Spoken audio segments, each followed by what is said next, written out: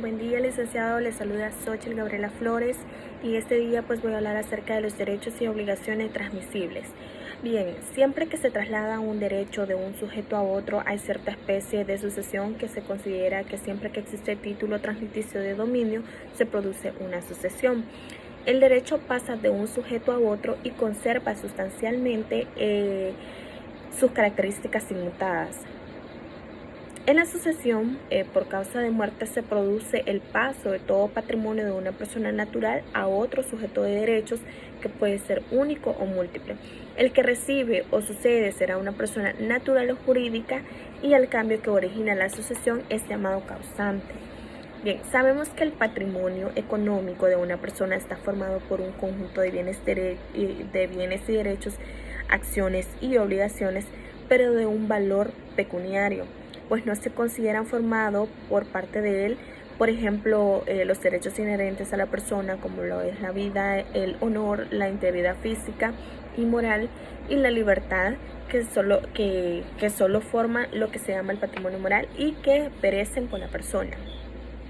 Más cuando es objeto de una sucesión por causa de muerte, no todos esos derechos, acciones y obligaciones con valor pecuniario que forman el patrimonio económico se transmiten al sucesor a título universal, pues ya que existe algunos de los que la ley les da el carácter de intransmisibles, porque son personalísimos y al igual que los que forman el patrimonio moral se extingue con la muerte del titular, y es por eso que después de establecer que se sucede a una persona difunta a título universal o a título singular y explicar que el título es universal, cuando se sucede al difunto en todos sus bienes y derechos y obligaciones que exige la calidad para ellos de transmisibles, y se establece que los asignatarios a título universal representen la persona del testador para sucederla en todos sus derechos y obligaciones transmisibles. Bien, los derechos transmisibles e intransmisibles por causa de muerte es aplicable la fórmula de la regla y la excepción. Entonces, serán transmisibles todas las relaciones jurídicas, salvo aquellas que por sus características específicas se extinguen con la muerte de la persona. En forma más particular, se transmitirán todos los deberes y derechos activos y pasivos de contenido patrimonial y serán intransmisibles los de contenido extrapatrimonial. En cuanto a la apertura de la sucesión, se produce solo por la muerte de la persona, única causa en nuestro derecho de extinción de la personalidad, y también por la declaración del fallecimiento. Si bien con ciertas salvedades a esta fase del fenómeno sucesorio, se refiere el artículo 657 cuando dice que los derechos de la sucesión de una persona se transmiten desde el momento de su muerte. No se admiten actualmente otras causas de extinción de la personalidad de antaño que producían la apertura de la sucesión, como la llamada muerte civil por entrada en el claustro o condena penal. Bien, pues el fin de la persona natural, como lo es su muerte, produce importantes consecuencias de trascendencia jurídica, que es la transmisión de los bienes del fallecido a sus herederos, la disolución del matrimonio por la muerte de uno de los cónyuges, y se extinguen los derechos intransmisibles como el pedir alimentos, el usufructo, uso de habitación, términos de ciertos contratos, pues por la muerte de uno de los contratantes. Dentro de los efectos jurídicos de la apertura de la sucesión, vemos que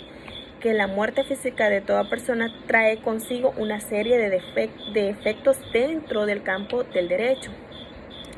Pero para el caso que nos ocupa, nos referimos al efecto que produce la muerte de la persona, como lo es la apertura de la sucesión. Esta última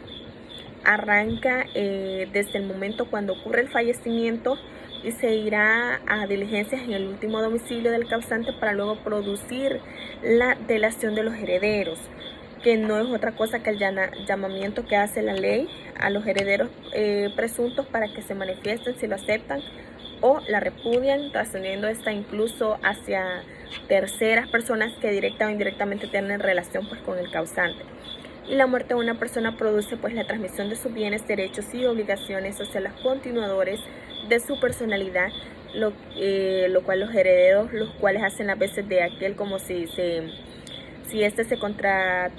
contrare presente. Por ello es que la ley establece diversas pautas, así como normas y principios para que la delación y su posterior aceptación o rechazo de la herencia se produzca de forma pacífica y basada en ley. Por ello, entonces, no cuesta comprender el grave trastorno social y económico que produciría el hecho de que cada quien se hiciera dueño de los bienes del causante basado en la fuerza y la violencia, por lo que si bien estamos en presencia de un derecho de carácter privado, la forma en que ésta se resuelve tiene repercusiones de estabilidad social y económica de un país, por lo que es importante en todo momento.